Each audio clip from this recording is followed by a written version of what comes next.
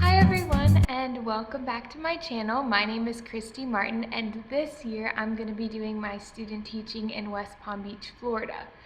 Today I thought that I'd do a book haul. I actually ordered a bunch of books for my future classroom off of the website called ThriftBooks, and they were really cheap. It was a really good experience. I love the quality of books that I actually got, and I know I don't have a classroom yet, but I figured it's a good time to start building a library so that I'm not going to have to be able to do it all at once when I actually get my classroom. So I will show you the books that I got. I got quite a few actually, and a few of them I'll actually show you inside the books.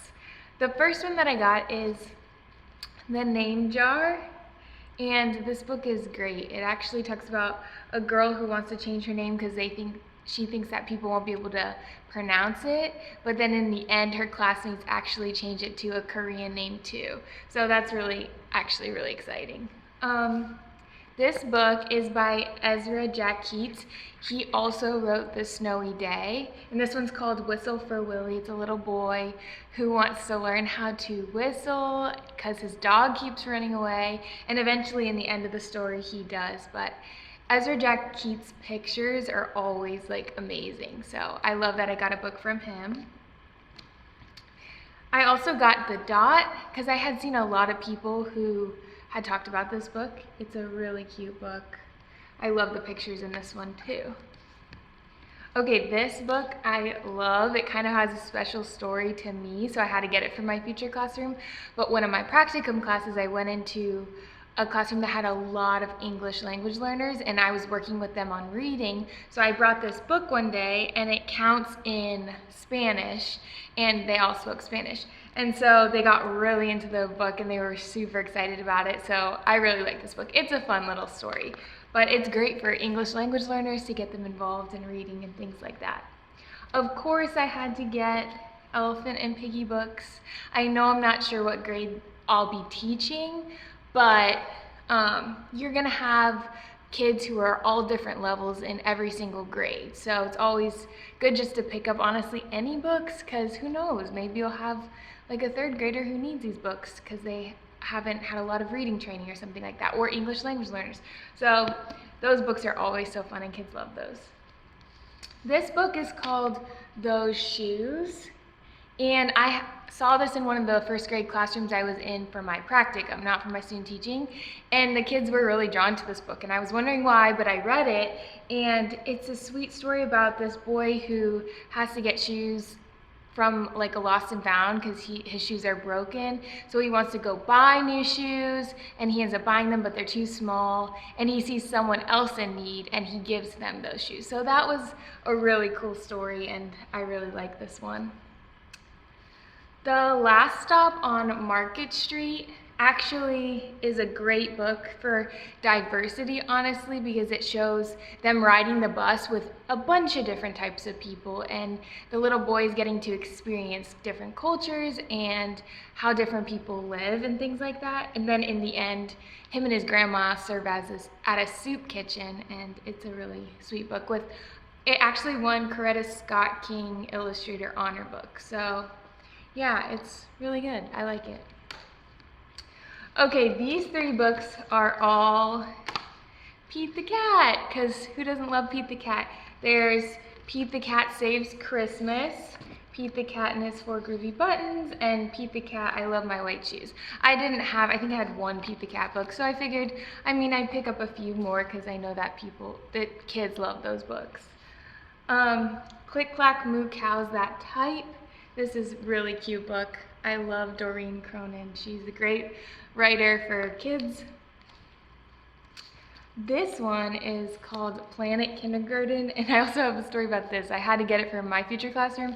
I don't know if I'll be teaching kindergarten or whatever, but if I am, this would be fun because I worked at a summer camp and the kids were going into kindergarten. So I had all 5-year-olds, they were going into kindergarten, and I was like, have you guys ever heard of the story called Planet Kindergarten? And I had never read this book before, but I got it from the library for them, and they were like, no, and they got so into it. And it basically talks about what to expect at school for kids, but for like kindergartners, to get them ready, but it's all in like space terms and things like that, and they really loved it. So I was like, oh, I saw it on the website and I had to get it.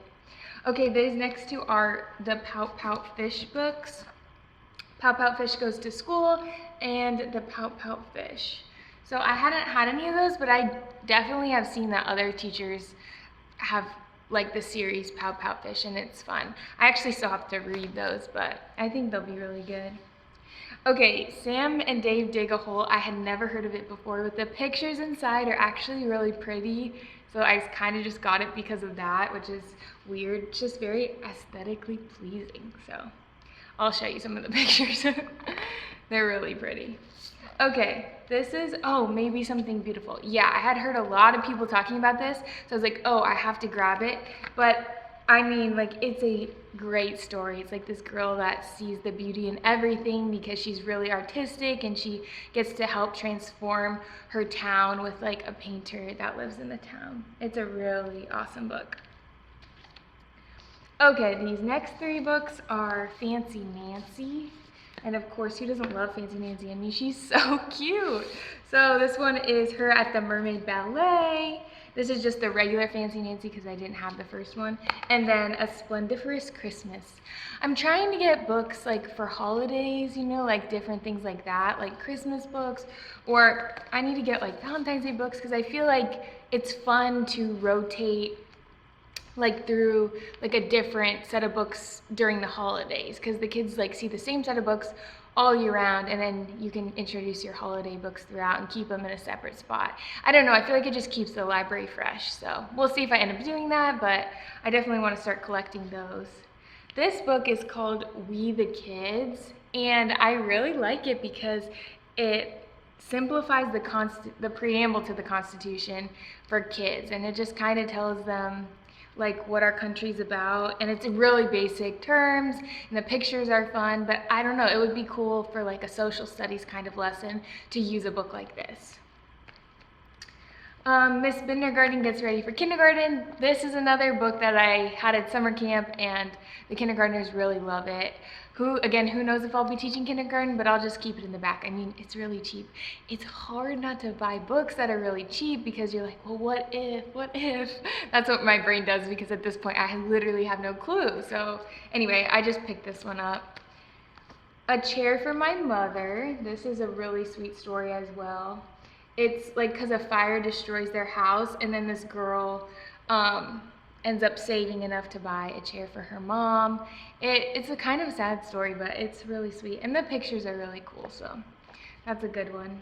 Okay, these are the last set of books that I actually got from there, and they're the series of Fly Guy Presents, and he presents a lot of different topics. They're nonfiction. Now, the reason I got them is because I had seen in the first grade class I was in for my practicum, the boys like loved this series because it's like they have Fly Guy Presents Space, presents dinosaurs, presents sharks, and they're all nonfiction, so the pictures are real. Yeah, can they read them in first grade? Probably not the best, maybe at the end of first grade, but they really love looking through them, and I really need to start building my library around like both girls and guys, you know, like stuff they'll both be interested in. Obviously, I tend to drift more towards girls, like I got all the Fancy Nancy, but if you have any suggestions, leave them in the comments below about book series that younger elementary boys would like. Because I'm thinking hopefully K through second is where I like at this point, so we'll see. But Fly Guy Presents is a pretty good series. I also got this Why Fly Guy big question and answer book for kids, and it just answers a lot of questions. It's also nonfiction. This was probably the most beat up book that I got from ThriftBooks, but I think this one I might have picked just like I was okay with good. The very good or like new on that website those are what like all of these quality books are. And I mean, they're paperback and they look like perfect. So I was really happy. I'll definitely buy more from there again for sure at the price they are. It's hard because it's like, oh, do I spend money now on stuff like this? Like, I don't know. But I think later on I'll be really happy I did. But that is what I got from ThriftBooks. Thank you so much for watching. And don't forget to like and subscribe. And I really hope this brightened your day.